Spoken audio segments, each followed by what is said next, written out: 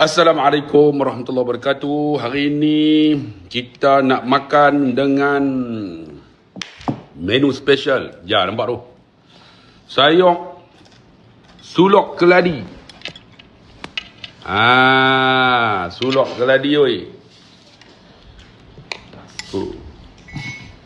Sulok keladi. Kemudian kita ada ikan apa? Ikan apa tau beli tu. Macam bungayak goreng. Specialnya ni nampak sambal dengan doyan. Nampak. Kemudian ni ulam pucuk kaduk. Dia. Ulam pucuk kaduk. Jangan lupa.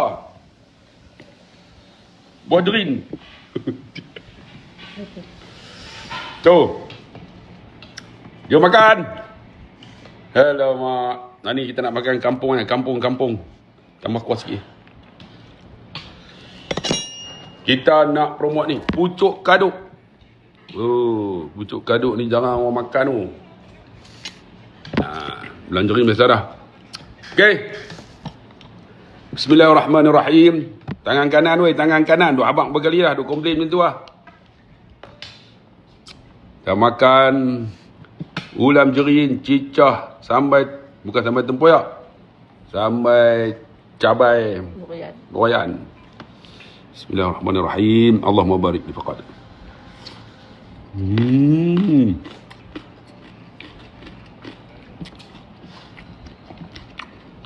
Sulok ni. Sulok keladi.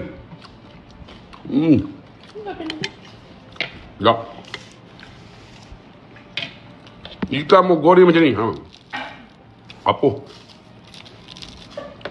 Cicah sambal. Ni. Ulam pun banyak. Pucuk kaduk.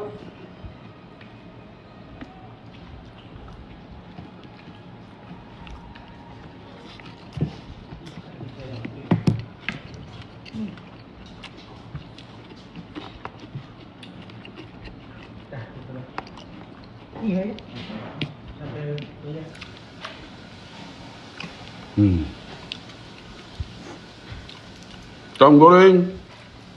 Garing. Jangan tak garing, tetap apa. Putih damak. Bukan dah? Putih damak. Putih damak. Sebatah.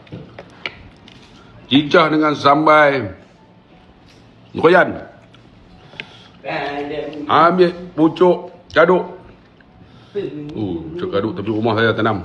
Punya lah banyak. Subok. Lepas tu